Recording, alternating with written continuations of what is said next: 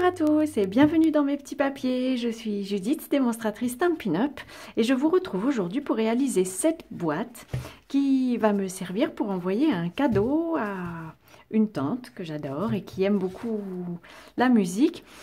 Vous voyez ici mon prototype, donc qui est dans des anciennes couleurs. Nous allons le mettre au goût du jour pour la réaliser avec des papiers actuels.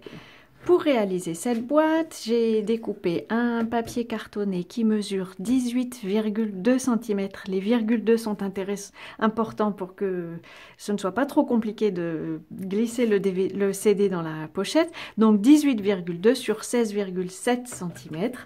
Parce que mon DVD mesure 14 cm sur 12,5. Nous allons, sur ce papier cartonné, marquer des traits à 1 et 2 cm sur les 4 côtés. Hop. Alors avec cette planche de marquage-ci, c'est très simple et très rapide. J'aime beaucoup ma grille de marquage. Voilà. Pour le couvercle, mon papier mesure les mêmes dimensions et je vais placer, vous vous souvenez peut-être, du guide que nous avons réalisé il y a quelques semaines. Si ce n'est pas le cas, je vous mettrai le lien sur dans la barre d'informations qui se trouve sur la chaîne YouTube. Et donc nous allons faire, en plaçant ce guide, puis la grille de marquage en centimètres, nous allons faire exactement les mêmes mesures, 1 cm et 2 cm sur les 4 côtés du papier. Oh, je me trompe de côté, ce qui n'est pas bien grave. Je vais marquer dans l'autre sens. J'avais envie plutôt d'utiliser ce côté-ci, puisque la personne à qui j'envoie le CD fait de l'enluminure et que le CD a un lien avec l'enluminure. C'était donc parfait. Je vais vous montrer la découpe.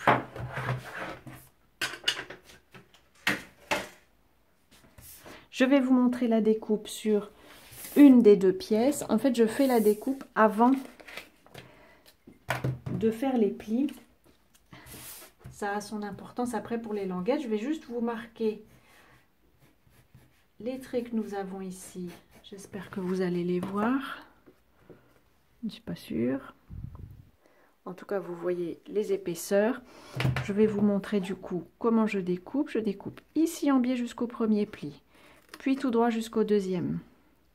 Et puis j'enlève une petite encoche, on va dire, pour être certaine que la fermeture se fasse bien.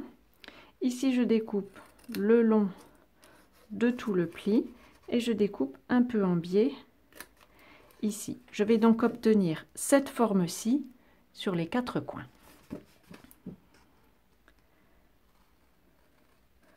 Je continue. Voilà. Je ne vais peut-être pas vous ennuyer avec la découpe des 4 coins de ce papier-ci et des 4 coins de l'autre.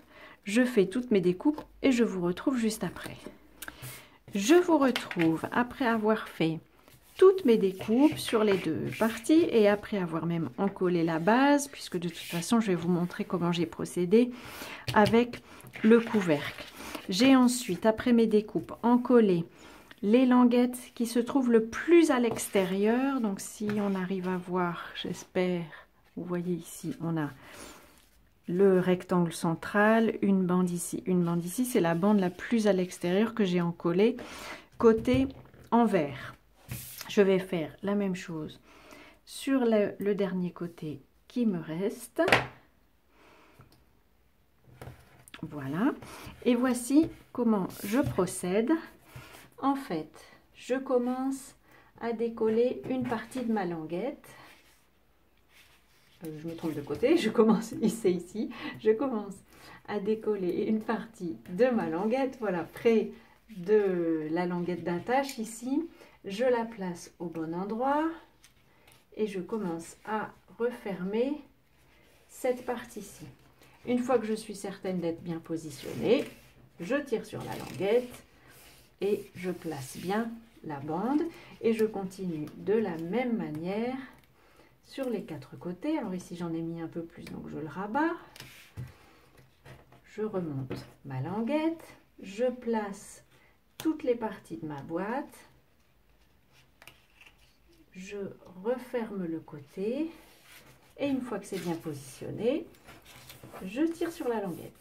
De cette manière, je vais avoir, c'est pour ça que j'ai fait une boîte comme ça avec un côté qui se replie sur lui-même, parce que c'est une boîte qui est peu épaisse.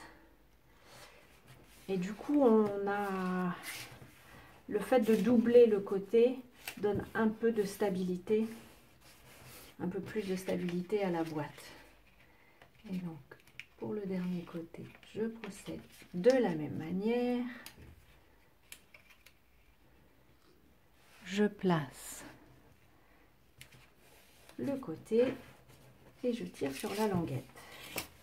Et c'est maintenant qu'arrive l'instant véridique où on vérifie que nos mesures fonctionnent bien. Je place mon CD dans la base et le couvercle sur la boîte. Alors normalement c'est très ajusté et c'est ce que je cherche. Voilà, ça m'a l'air bien parti. Voilà. Donc je cherche à ce que ce soit très ajusté pour que la boîte ne flotte pas.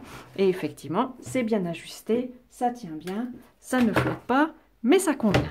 Je vais décorer ma boîte avec une petite étiquette qui vient du set de tampons bordé de gentillesse, qui est lui-même assorti à la perforatrice étiquette adorable, puisqu'il y en a un qui souhaite un bon anniversaire et que c'est exactement le souhait que je veux envoyer. Alors j'avais laissé volontairement mon set de tampons dans son état d'origine. Quand vous recevez les sets de tampons, ils arrivent comme ceci, parce que je voulais en profiter pour vous montrer comment monter vos tampons en caoutchouc. Vous avez à l'arrière du tampon en caoutchouc une petite languette. Je suis un peu la reine des languettes. Une petite partie une étiquette qu'il faut détacher.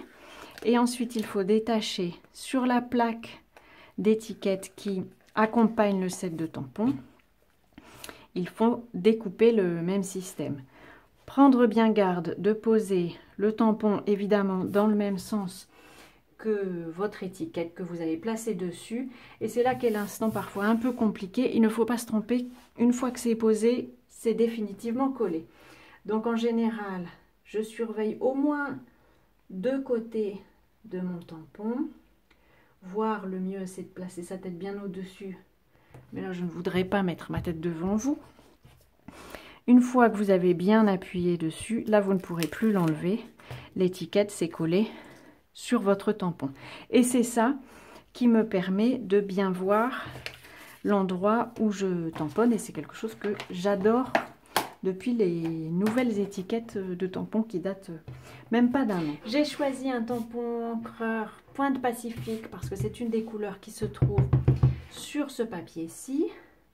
Je tamponne sur ma chute de papier blanc et je vais perforer mon étiquette comme toujours avec la perforatrice à l'envers pour bien voir à quel endroit je place mon étiquette et je perfore. J'adore ce bruit, assez satisfaisant comme dit ma fille. Et puis je vais placer l'étiquette sur la boîte avec des Stampin' Dimensionals. Je vais en mettre 4